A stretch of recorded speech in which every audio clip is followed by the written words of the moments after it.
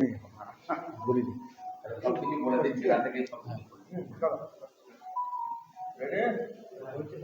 আজকে মুর্শিদাবাদ জেলা আমাদের সিপিআইএম এর জেলা সম্পাদক মন্ডলীর সভা ছিল, সেই উপলক্ষে আসা। এখনো সভা চলছে। নির্বাচনের পরে আমি আর এরকম সাংবাদিক সম্মেলনের সম্মুখীন হইনি, কারণ কদিন দেখতে হয় একটা পরিবর্তন হলো বা প্রত্যাবর্তন যাই বলো শব্দ। কিন্তু প্রথম আমি মুর্শিদাবাদের জেলার মানুষকে ধন্যবাদ জানাবো, অভিনন্দন জানাবো যে যেভাবে ভোট হলো, যেমন করে ভোট দিলেন এবং আমাদের একটি কেন্দ্র ডোমকলে আমাদের রানা মোস্তাফিজুর রহমানকে জিতিয়েছেন। আরও বেশ কয়েকটি আসনে আরও ভালো ফল আমরা আশা করেছিলাম, কিন্তু ভোট ভাগাভাগির দরুন আরও নানান কারণ আছে, সেগুলো আমরা পুঙ্খানুপুঙ্খ পর্যালোচনা করব। আজকে প্রাথমিক পর্যালোচনা হলো। ভালো লড়াই হয়েছে, ভবিষ্যতে আরও বড় লড়াই হবে। এতদিন মাঝখানে তৃণমূল বিজেপির হয়ে রাজনীতি করত, এখন বিজেপি সরাসরি রাস্তায় নেমেছে এবং সেই সুবাদে আমরা মনে করি গোটা দেশে, সে ছাত্র সংগঠন হোক, জেএনইউতে, দিল্লি ইউনিভার্সিটিতে, হায়দ্রাবাদ ইউনিভার্সিটিতে, হিমাচলে, গুজরাটে, মহারাষ্ট্রে বামপন্থী ছাত্র সংগঠনরাই লড়ছে। যতই তৃণমূল বলুক, কিন্তু কোথায় ছিল? বরঞ্চ রাতারাতি তৃণমূলের ছাত্র সংগঠনগুলো দেখছি এবি ঝান্ডা লাগিয়ে দিচ্ছে। তৃণমূলের অনেক নেতা নেত্রী ইতিমধ্যেই একেবারে উপর থেকে নিচ পর্যন্ত রাতারাতি ঝান্ডা পাল্টে নিয়ে, তিলক লাগিয়ে নিয়ে বিজেপি সেজে গেছে তৎকাল। আর বিজেপিরও যে দল মিস কলে মেম্বারশিপ করে, সে দল তো এখন তৎকাল বুকিং কাউন্টার খুলেছে। সবার যে কনফার্মেশন, তার কোনো মানে নেই। রাজনীতিটা তৎকাল নয়। আমরা মনে করি একটা বড় বিপদের আমরা সামনে আছি, যেখানে ভাগাভাগি রাজনীতি করে ভোট হয়ে যায়। তো ভোটের সময় যে উস্কানি হয়, যে চিঙ্গারি থাকে, যে স্ফুলিঙ্গ থাকে, ভোটের পরে সেটা দাবানলে পরিণত হতে পারে। আমরা জঙ্গিপুরে দেখেছি, আমরা ধুলিয়ানে দেখেছি, শামশেরগঞ্জে, এবং গোটা দেশে আমরা দেখেছি। প্রতিদিন আসামে দেখছি, মণিপুরে দেখছি। ডবল ইঞ্জিন সরকার হলেই যে শান্তি শৃঙ্খলা থাকে এমন কোনো কথা নেই। আমরা চাইব মানুষ শান্তির জন্য, দুর্নীতি মুক্ত প্রশাসনের জন্য ভোট দিয়েছে। আইনের শাসন যাতে থাকে। বিশেষত তৃণমূল দল পুলিশ এবং গুন্ডা ব্যতি রেখে কাজ করতে পারে না, সেটা এই কদিনে বোঝা গেছে। আবার পুলিশও দেখা যায় দলদাস হয়, যেহেতু মনোবৃত্তিতে এরকম, রাতারাতি তখন ঝান্ডা পাল্টে দিলে তারাও দেখছি তিলক পাল্টে নিয়েছে। মানে পা ধরার অভ্যেস থাকলে শুধু পা পাল্টায়, কিন্তু ধরার অভ্যেসটা থাকে। সেখানে আইনের শাসন থাকে এবং সেখানে বামপন্থীরা আমাদের সমস্ত শক্তি নিয়ে আমরা এখানে যাতে সাম্প্রদায়িকতা মুক্ত পশ্চিমবঙ্গের যে আবহাওয়া গড়ে তোলা, বিভাজন যাতে না হয় তার জন্য প্রয়াস চালানো, এবং একটা প্রগতিশীল রাজ্য হিসেবে পশ্চিমবঙ্গের যে সুনাম ছিল সেই হৃত গৌরব যাতে আমরা ফিরে পেতে পারি। তার সঙ্গে যেসব প্রতিশ্রুতি যে যা দিয়েছিল, আমাদের এমএলএ হলেও যা করবে, রাজ্য সরকার যে করছে তাকেও আমরা দেখব, এবং বামপন্থী হিসেবে আমাদের এটা বড় কাজ, সমস্ত বামপন্থী শক্তিকে নিয়ে, যে ক্যা হুয়া তেরা ওয়াদা, এটা প্রতিদিন আমরা বলবো। কিন্তু 27 লক্ষ মানুষ যাদের ভোটাধিকার কেড়ে নেওয়া হয়েছিল এবং ভোটের স্বার্থে যাদেরকে বিরুদ্ধে ঘৃণা ছড়ানো হয়েছিল, রোহিঙ্গা, বাংলাদেশি অনুপ্রবেশকারী, অথচ অ্যাডজুডিকেশনে পাঠানো হয়েছিল, লজিক্যাল ডিসক্রিমিনেন্সি নাম করে হিয়ারিং করা হয়েছিল, যেগুলো কোনোভাবেই টেকে না, সেটা নাগরিকতার প্রশ্নই নয়। আর এখন দেখছি বিচারপতিরা এই দায়িত্ব নিতে চাইছেন না, অথচ ইসিআই বলেছিল ভোটের আগে ভোটের পরে এগুলো করে নেওয়া হবে। আমরা এই জন্য রাস্তায় নামবো, কোর্টে আমরা গেছি, এবং আমরা দ্রুত রাস্তায় নামবো, যেখানে দাঁড়িয়ে এই হৃত গণতান্ত্রিক অধিকার যেমন রাজ্যের মানুষ ফিরে পাবে তার জন্য গ্যারান্টি করতে হবে, সেরকম সাংবিধানিক যে অধিকার, ভোটাধিকার যা কেন আছে সেটা যাতে ফেরত পারি তার জন্য ব্যবস্থা হবে। এবং সামনে কুরবানি আছে, বকরিদ আছে, সেই সময় দাঁড়িয়ে যাতে কোথাও কোনো দাঙ্গা হাঙ্গামার পরিস্থিতি তৈরি না হয়, কোনো উস্কানি না হয়, সেটাও আমাদের দেখতে হবে। সবাই উৎসব নিজের নিজের ধর্মাচরণ পালন করবেন, আইনের শাসন প্রবর্তিত হতে হবে, এবং সেখানে দাঁড়িয়ে উৎসাহীরা কেউ যাতে এই বিভাজনের রাজনীতি এবং সাম্প্রদায়িক দাঙ্গা হাঙ্গামা লাগানোর চেষ্টা করা, বা যারা তোলা তুলতো তারা রাতারাতি ঝান্ডা পাল্টে নিয়ে তোলার তালে লিস্ট বাড়িয়ে রেট বাড়িয়ে নিয়ে যাতে আবার তোলাবাজির জায়গা না করে, কারণ আমরা দেখেছি উত্তর ভারতের বিভিন্ন জায়গায় এইগুলো যেটা করে সেটা যাতে এখানে না হয় তার ব্যবস্থা আমাদের করতে হবে। তুমি কিভাবে দেখছো? তুমি কিভাবে দেখছো? তোমরা কিভাবে দেখছো? মানুষ কিভাবে দেখছে? মানুষ একটা দুর্বিষহ অবস্থার মধ্যে দিন কাটাচ্ছিল, তার থেকে মুক্তি চেয়েছিল। এইবার আমাদের প্রবাদে আছে, ছাই ফেলতে ভাঙা কুলো। কেন বলে? এমনি এমনি বলে। তাহলে তুমি যদি ঠিক করো ছাইটা ফেলে দেবে, তাহলে তুমি হাতের কাছে যা পাবে।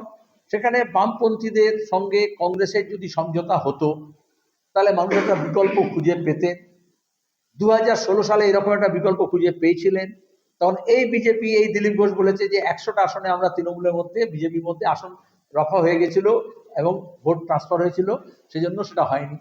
আর এবারে কংগ্রেসের অল ইন্ডিয়া নেতৃত্ব মনে করলেন, অধীরবাবু রানা, যে আমরা এর মধ্যে থাকবো না বা 294টা আসনে লড়বো। তাতে প্রথমেই এই যে বিকল্প একটা হাজির করতে হয়, তো আমরা বাম বিকল্প হাজির করেছিলাম, বৃহত্তর বাম ঐক্য গড়ে তুলেছিলাম, বামপন্থী তার সঙ্গে আইএসএফ বাকি থেকে নিয়ে আমরা ঐক্যতে লড়াই লড়েছিলাম। কিন্তু বিজেপি যেভাবে দিল্লির শক্তি, রাষ্ট্রের শক্তি, তার সঙ্গে প্রধানমন্ত্রী, গৃহমন্ত্রী, এতগুলো মুখ্যমন্ত্রী, এত দল, এত টাকা, এত প্লেন, এত হেলিকপ্টার নিয়ে হইচই করে নেমেছিল, লোকে অনেকে সেটা বৈভব, ঐশ্বর্য এবং শক্তি দেখে মনে করে যে এদের দ্বারা হবে, সেটা লোকে মনে করেছেন। কিন্তু আসলে দেখা হবে যে তারা যে কথাগুলো বলেছিল, এই যে 6 মাসের মধ্যে শূন্য পদগুলো পূরণ করবে, সেগুলো হবে কিনা, এই যে সপ্তম পে কমিশন চালু করে দেবে, সব দিয়ে দেবে কেন্দ্রীয় হারে, তার সঙ্গে দাঁড়িয়ে স্কুল কলেজগুলো বন্ধ করবে না, খুলবে, নাকি ওই রকমই দখলদারি করবে, সেটা দেখতে হবে। যে তৃণমূলের দলের লোকজনকে নিয়ে বিজেপি কি নিজস্ব রাজনীতি করবে, না তৃণমূলের ঘরানা রাজনীতি করবে, নাকি যোগীরাজের মতো উত্তরপ্রদেশের রাজনীতি ঘরানা করবে, সেটা দেখে তারপর মন্তব্য হবে। না চালে বিশ্বাস নেই।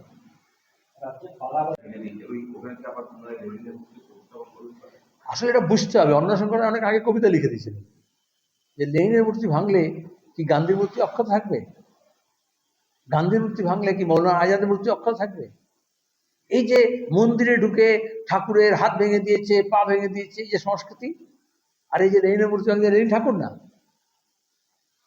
রবীন্দ্রনাথের মূর্তি হোক, গত বিধানসভা নির্বাচনের সময় মনে আছে বিদ্যাসাগরের মূর্তি ভেঙেছিল। তাহলে আসলে যাদের নিজেদের মনীষী নেই তারা অন্যদের মনীষীদেরকে ডিমলিশ করে, যাদের নিজেদের ইতিহাস নেই তারা বিকৃত ইতিহাস চালানোর জন্য পুরনো ইতিহাসকে ধ্বংস করে বা বিকৃত করে, যাদের নিজস্ব ঐতিহ্য নেই তারা নতুন ঐতিহ্য তৈরি করে বলে তাদের জন্মের পর থেকে পুরনো ঐতিহ্যগুলোকে ধূলিসাৎ করে। সব জায়গায় পৃথিবী যখন যতবার যুদ্ধ হয়েছে, যতবার অভিযান হয়েছে, এই যে ইরাক অভিযানের পরে কি শুধু সাদ্দামের মূর্তি ভেঙেছিল? তাহলে মিউজিয়ামে ঢুকে গিয়ে সেখানে সবকটা মূর্তি, সবকটা যে সভ্যতার যা কিছু নিদর্শন ছিল সেগুলোকে লুট করেছিল। ইংরেজরা এসে মুর্শিদাবাদে এসে শুধু সিরাজউদ্দৌলাকে হারিয়েছিল, ইস্ট ইন্ডিয়া কোম্পানি এখানকার যা কিছু ঐতিহ্য ছিল সব লুট করে নিয়ে চলে গেছে নৌকো বোঝাই করে। এটা হচ্ছে লুটেরা সংস্কৃতি। এটাকে দেখাতে হয় নিজের আধিপত্য দেখানোর জন্য। এটা আমি মনে করি না যে কোনো দল তার সিদ্ধান্ত অনুযায়ী এটা করে। এটা হচ্ছে যে সংস্কৃতিতে সে বিশ্বাস করে, সে নতুন সংস্কৃতি যখন গড়তে পারে না তখন পুরনো সংস্কৃতিকে ভাঙে।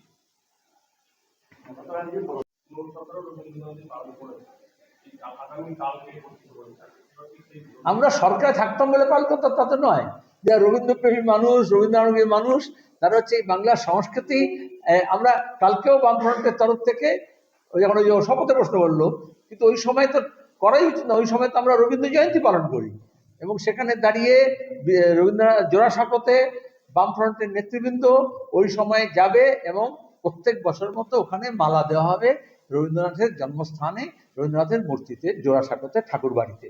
এক গোটা রাজ্য জুড়ে আমরা, কারণ রবীন্দ্রনাথকে, নজরুলকে, সুকান্তকে আমরা স্মরণ করি শুধুমাত্র গান বাজনার জন্য নয়, যে সম্প্রীতি এবং মিশ্র সংস্কৃতির যে বার্তা এবং এই যে দেশপ্রেমের নামে উগ্র জাতীয়তাবাদের যা কিছু রবীন্দ্রনাথ তো বলেছেন, মানবতাবাদের যে কথা বলেছেন, ঐক্যের যে কথা বলেছেন, সম্প্রীতির যে কথা বলেছেন, দেশপ্রেমের যে কথা বলেছেন এবং দেশকে ভালোবাসার যে কথাগুলো বলেছেন, সেগুলোকে স্মরণ করানো হয়, সেই চর্চা চলবে।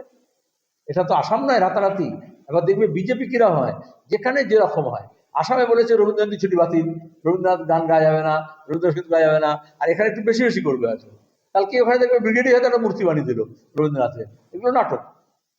মোদী হয়তো রবীন্দ্রনাথের মতো দাঁড়িয়ে রেখে এবং রবীন্দ্রনাথের ধুতি পাঞ্জাবি আলখাল্লা পরে চলে আসতে পারেন। তো ওগুলো নাটক, পরিষ্কার বুঝে নিতে হবে। কিন্তু রবীন্দ্র চর্চা, রবীন্দ্র প্রেম, রবীন্দ্রনাথের প্রতি, লেখার প্রতি তার অনুরাগ, এটা আমাদের বাংলার সংস্কৃতির এবং বাঙালির এবং গোটা দেশেরই, গোটা বিশ্বেরই যারাই মানবতাবাদী তাদের কাছেই এটা হচ্ছে খুব একটা ইন্ট্রিনসিক ভ্যালু আছে।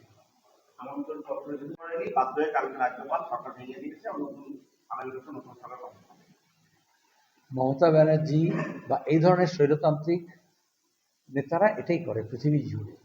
আমরা প্রথম থেকে বলেছিলাম যে তৃণমূল কংগ্রেস যখন গড়ে উঠেছিল আমাদের রাজ্যের গণতন্ত্রকে শেষ করার জন্য, এবং তারা সেটা করেছে। সেটা শুধু পঞ্চায়েতে নয়, পুরসভায় নয়। এখানে যদি মমতা ব্যানার্জি একটু সাইজ থাকতো তাহলে দলবদল করিয়ে যেরকম পুরসভা, পঞ্চায়েত, জেলা পরিষদ দখল করেছেন সেরকম এখানে তাই করার চেষ্টা করতে পারতেন। কিন্তু মানুষ শাস্তি দিয়েছে। মানুষ শাস্তি দিয়েছে কেন? দুর্বৃত্তায়নের জন্য, দুর্নীতির জন্য, দুষ্কৃতীদের জন্য, এবং তার সঙ্গে দাঁড়িয়ে তোমার গিয়ে এই যে মানুষের অধিকার, স্বাধীনতা কেড়ে নিয়েছে। একেবারে তিনি জোকের মতো ক্ষমতায় টিকে থাকতে চেয়েছিলেন, কারণ ক্ষমতা ছাড়া, পুলিশ ছাড়া, গুন্ডা ছাড়া তিনি এক পাও চলতে পারেন না, তিনি এবং তার ভাই। তার দলই চালাতে পারেন না দুর্নীতি ছাড়া।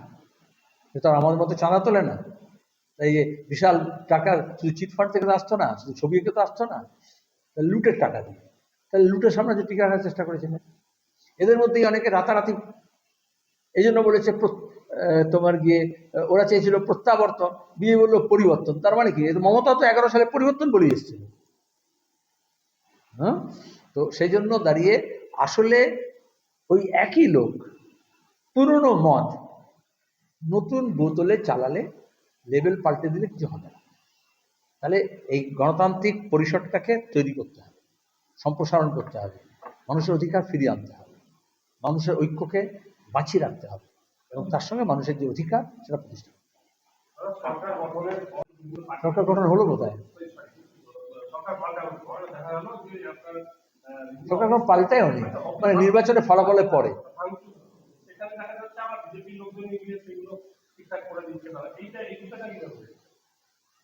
সব দলে কিছু ঠিকঠাক লোক থাকে, কিছু ভুলভাল লোক থাকে। ঠিকঠাক লোকেরা ঠিকঠাক করছে, ভুলভাল লোকেরা ভুলভাল করছে, দুটোই হচ্ছে। এখন তার মধ্যে কিছু তৎকাল তৃণমূল থেকে বিজেপি হয়েছে, তাই তো?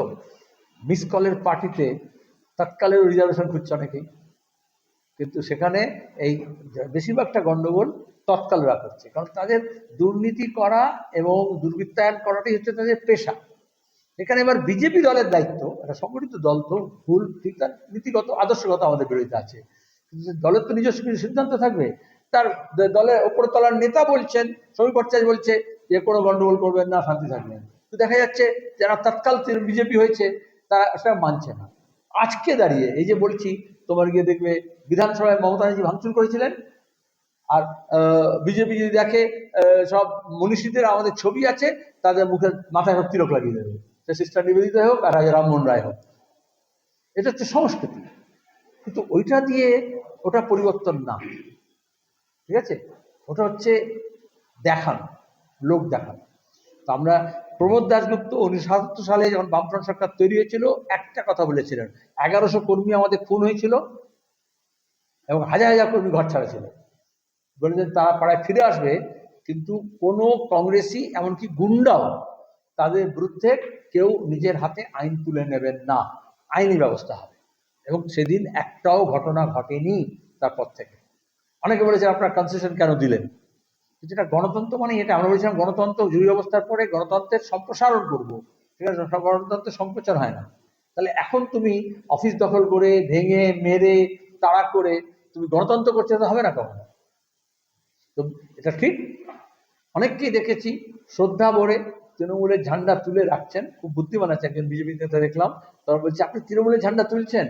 বলে হাজারো একটা দলের ঝান্ডা তো একটা সম্মানীয়, ওটাকে তুলে রাখতে হয়।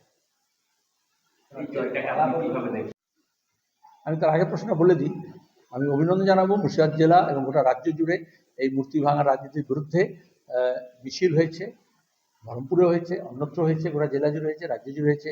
আজকে আমি এখানে আছি, বামফ্রন্ট, বাম দলগুলো, বামফ্রন্ট নয়, বাম দলগুলো লেনিন মূর্তির সামনে জমায়েত করে মিছিল করে যাবে। শুধু লেনিন মূর্তি নয়, যেখানে হকারদের দোকান ভেঙেছে, দোকান বন্ধ করে দিয়েছে, যেখানে বুলডোজার চালিয়েছে, সেই সব জায়গাগুলো মিছিল করে আজকে বাম দলগুলো পরিক্রমা করবে। কারণ এই মানুষকে আশ্বস্ত করার জন্য যে আমাদের রাজ্যে যাতে বুলডোজার সংস্কৃতি না আসে, বুলডোজার পলিটিক্স না হয়। পুলিশ বলে দিচ্ছে কলকাতা পুলিশ বুলডোজার নিয়ে মিছিল করবে, নাহলে দিলীপ ঘোষকে দেখলাম বুলডোজার মাথায় গিয়ে আটছে। এটা তো বুলডোজারের ব্যাপার না, এটা একটা দিলীপ ঘোষের ব্যাপার না, এটা হচ্ছে একটা বিকৃত মানসিকতা, এটা একটা পুরুষতান্ত্রিক ক্ষমতা জাহির করার একটা মারফত।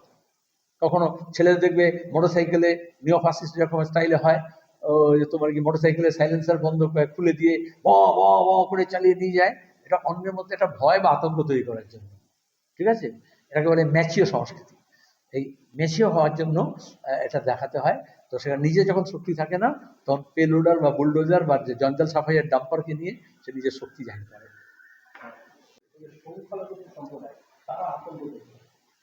অনেকেই আতঙ্কগ্রস্ত, সংখ্যালঘু নয়, যারা ধর্মনিরপেক্ষ মানুষ, যারা শান্তিপ্রিয় মানুষ, তারাও।